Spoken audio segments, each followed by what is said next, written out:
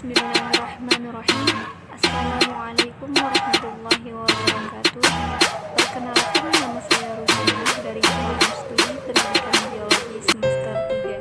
Di sini saya akan menjelaskan tentang reproduksi seksual dan macam fertilisasi beserta contoh dan hal yang mempengaruhinya pada mamalia, siklus menstruasi, dan estrusi.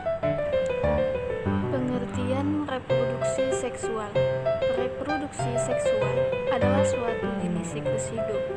Pada reproduksi seksual, generasi berganti-ganti antara sel dengan satu set kromosom haploid dan sel dengan dua set kromosom diploid.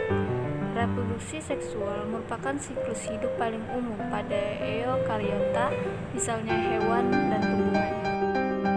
Macam-macam fertilisasi. Fertilisasi sendiri dapat dibagi menjadi dua macam, yaitu satu, fertilisasi eksternal, khas pada hewan-hewan akuatik. Gamet-gametnya dikeluarkan dari dalam tubuhnya sebelum fertilisasi. Dua, fertilisasi internal, khas untuk adaptasi dengan kehidupan di darat. Sperma dimasukkan ke dalam daerah reproduksi betina yang kemudian susul dengan fertilisasi.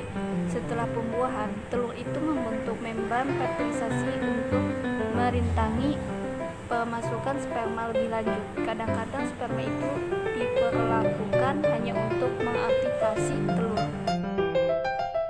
Contoh fertilisasi.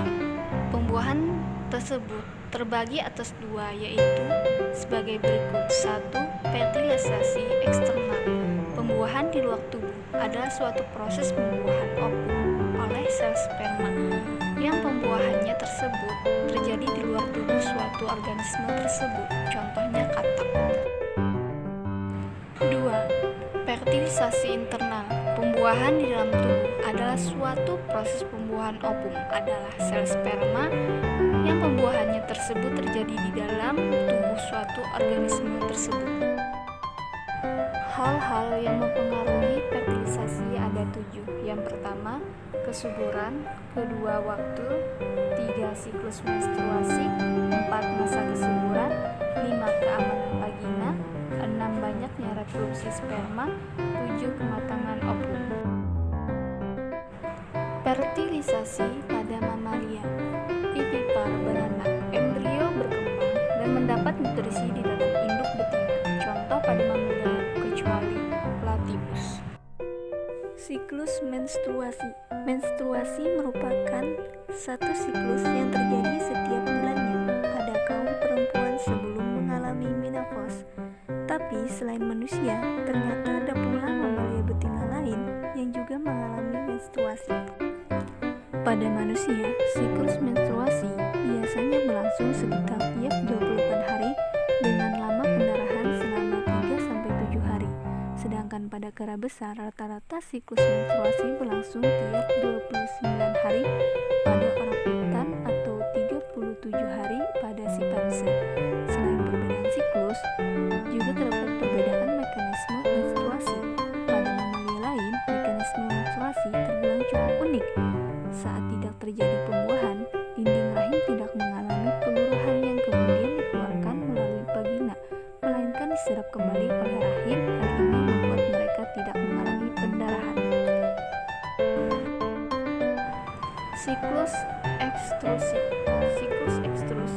Pada hewan betina, sekali pubertas telah tercapai dan musim reproduksi telah dimulai, ekstrus akan terjadi pada hewan betina yang tidak bunting. Menurut suatu siklus yang teratur dan khas, ekstrus atau birahi adalah periode atau waktu hewan betina siap menerima penjantan untuk melakukan perkawinan. Siklus birahi merupakan interval antara timbulnya satu periode birahi ke permulaan periode birahi berikutnya. Saluran reproduksi hewan betina akan mengalami perubahan-perubahan pada interval-interval tersebut. Siklus ekstrus dikontrol secara langsung oleh hormon-hormon ovarium dan secara tidak langsung oleh hormon-hormon adenohypofise.